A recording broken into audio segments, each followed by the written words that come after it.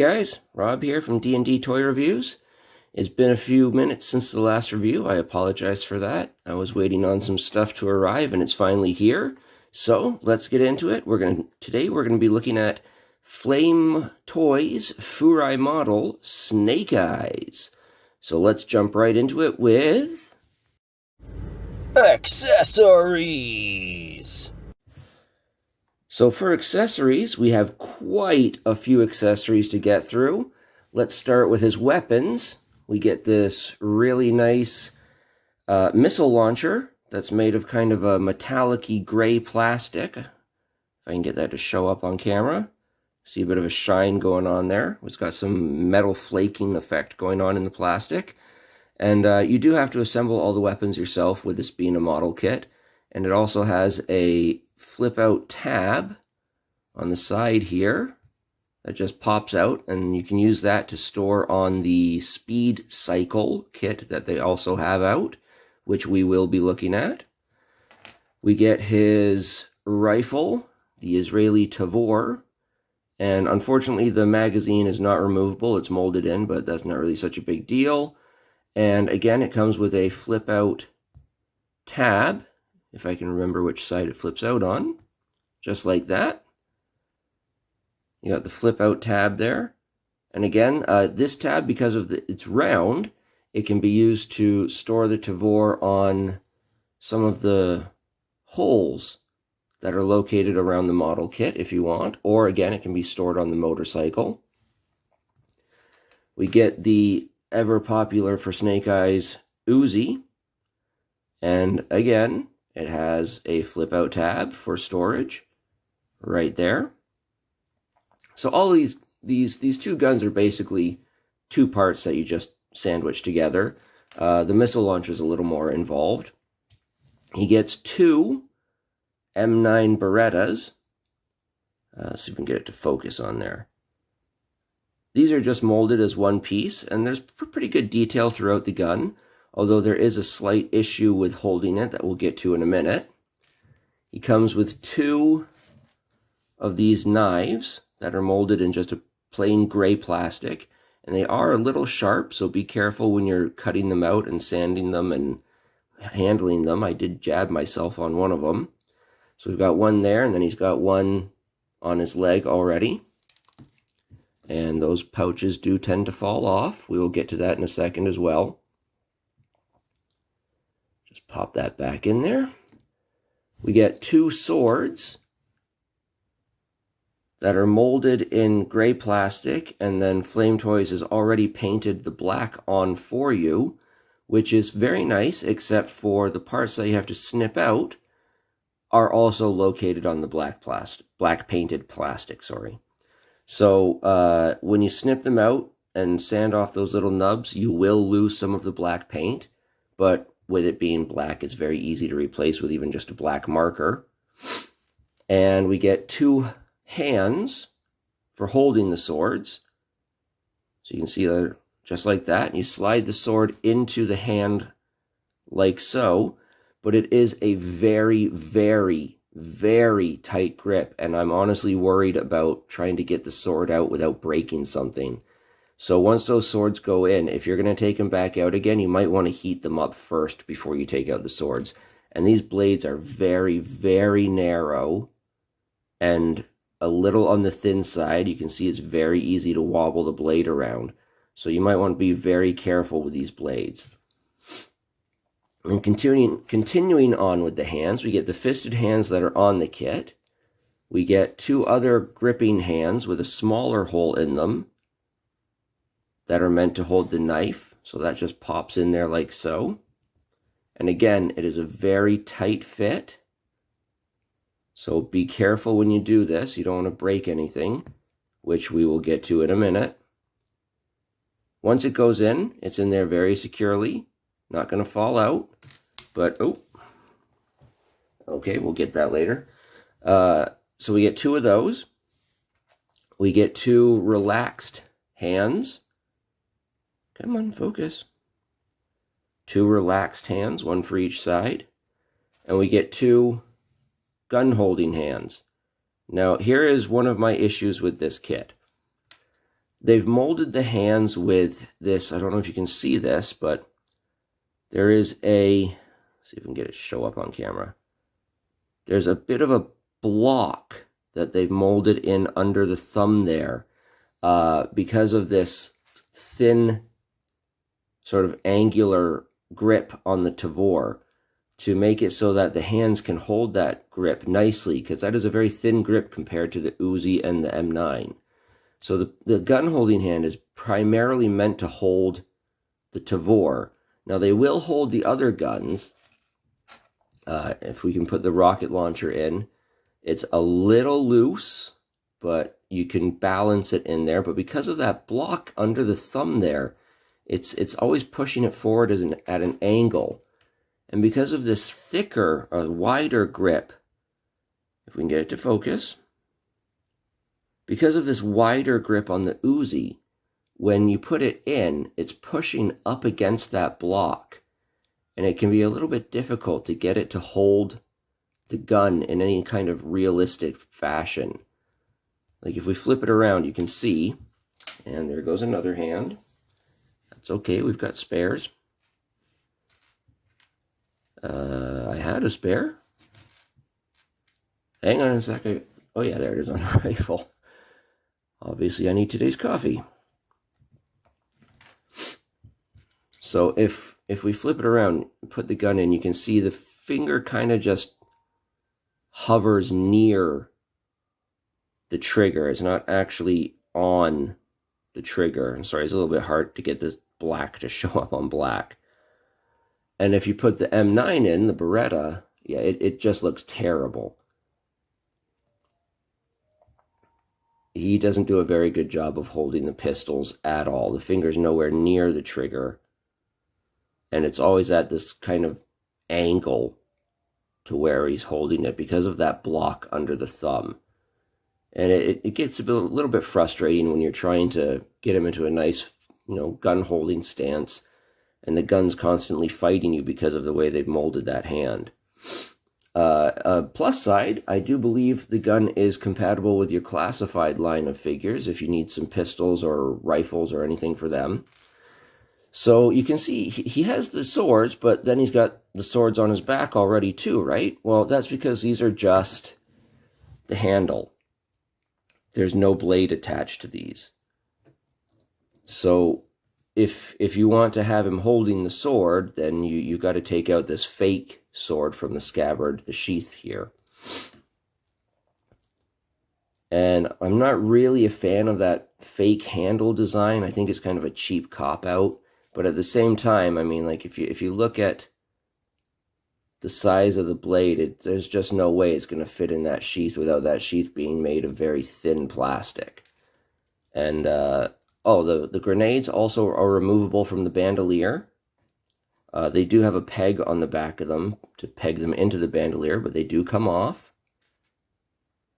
And the smoke grenades, oh, there goes that pouch again. The smoke grenades are also removable from the straps on his belt there. The belt is also removable. You have to assemble it when you're putting the kit together. The bandolier does come off. The chest harness does come off as well. Now, one problem I have with storage on this guy is these scabbards attached to the bandolier. If you take off the bandolier, the only place you can store a sword is on the hole on the belt. There's nowhere else to store them. There's no hole for mounting things located on the chest harness. So if you want him to have his double swords, he has to have the bandolier on. But the bandolier, you can see, is just free-floating. It doesn't lock in any fashion. And it tends to just flip around and flop forward when you're trying to pose the kit, or the weight of the scabbards will just bring it back so he's eating his grenades. And it's a little frustrating that they didn't make it so you can mount both swords on the figure without the bandolier, or make it so that the bandolier locks in place. Now, all these pouches that are located all over the figure, on his arms, on his bicep there, all the pouches on the belt as well, those are all separate. You have to put those in yourself. Which brings me to one of my other problems with this kit. I had to glue the forearms together because these forearms were constantly pushing themselves apart when you bend the arm. It would constantly split along that seam on the forearm. And the pouches just fell right out. They would not stay for the life of me. So I ended up having to glue those forearms together on what is supposed to be just a snap kit. Now, I don't mind having to glue things every now and then. It happens. Sometimes, you sand things too much, or the fit just isn't what it's supposed to be. But it is a bit annoying that I had to glue the parts of those arms together. And also, the pouch for the gun, it looks kind of cheap and crappy compared to the rest of the kit, to be honest. It doesn't look like something that would fit with all this modernized weaponry and gear. It looks like, an old World War II 1911 holster. And the same with the knife holster. It's a little plain and crappy looking compared to the rest of the stuff on here. Everything's so well detailed, and then you've just got these giant black pouches. The gray bits are molded in gray. So it's molded entirely in black with some bits of gray, and we've got a little bit of shiny black, a little bit of matte black pieces in here. And so I think that covers all the accessories. Let's move on to Articulation!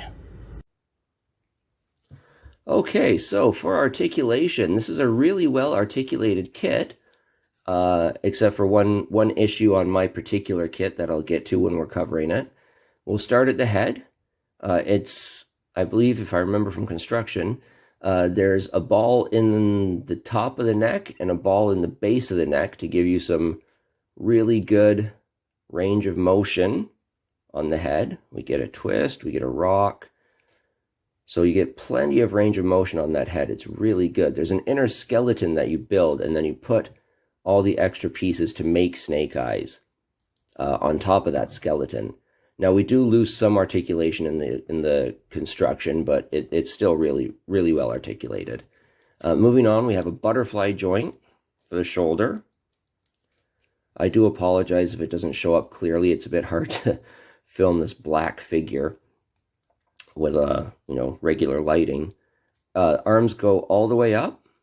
There's a swivel for the shoulder, and there is a bicep swivel as well. In fact, we're just going to take those swords off. There's a bicep swivel.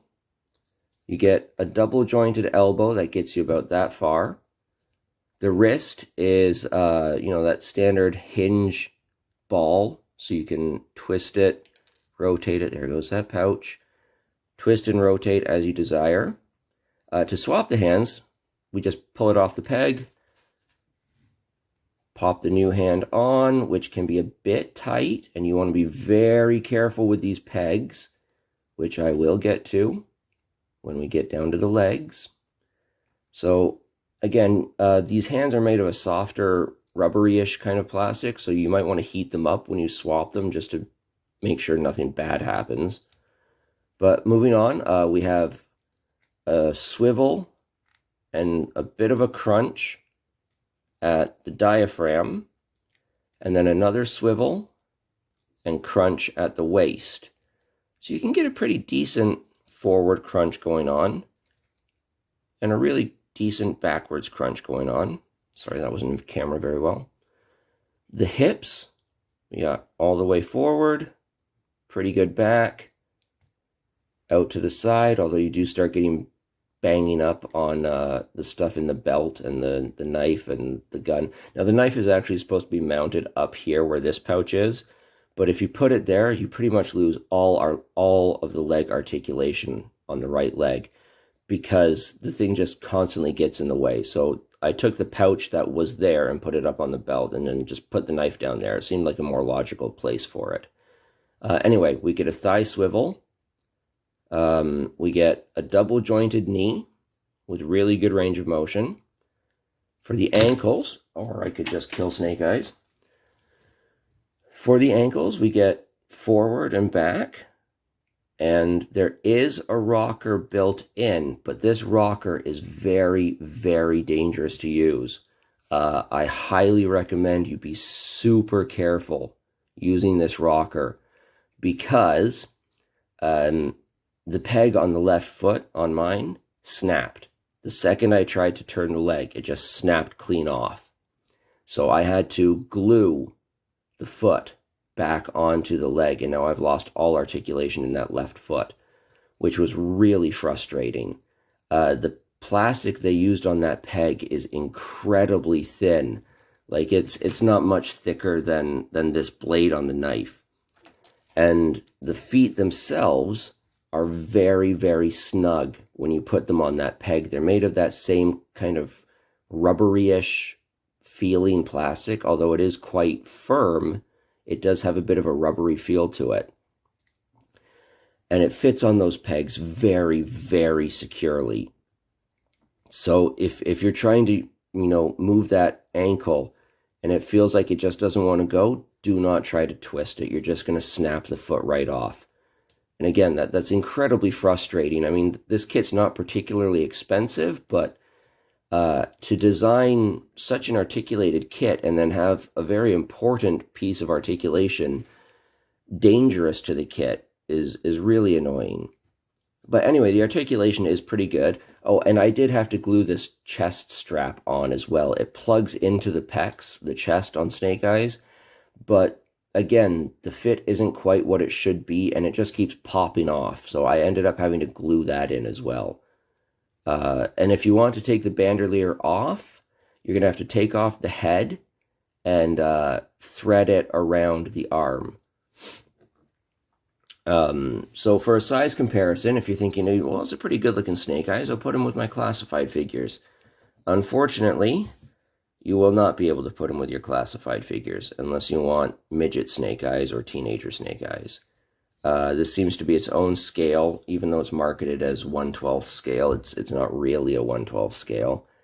Now, I know they have a Storm Shadow coming as well, but if they're going to continue the line past Snake Eyes and Storm Shadow, I think there are some really important kinks that they need to work out with these, and mainly the ankles, making sure those feet are not so super snug on the pegs, and that the ankle peg itself is a little bit thicker. And I think making sure that the parts all fit the way they're supposed to is a big important thing they need to work on as well, because some of the pieces just did not want to fit the way they were supposed to fit, and it was a little annoying. But overall, I mean, for the price and for the first kit in the line, it's a really good kit for the price. I mean, it's got far more articulation than say a Gundam kit in the same price range might have, and you get a ton of accessories. So overall, I'm really happy with this Snake Eyes. It's a little annoying I can't use it with the classified figures, but I'll live. It might be okay just to have Snake Eyes and Storm Shadow as a standalone display. And overall, yeah, not a bad kit. Some issues, but if you like building kits, if you like Snake Eyes, if you like G.I. Joe, then I'd say get it. Just take care and show some caution when you're using it, and you should be good to go. And that's it. Okay, thanks. I hope you enjoyed the review, and I'll see you next time.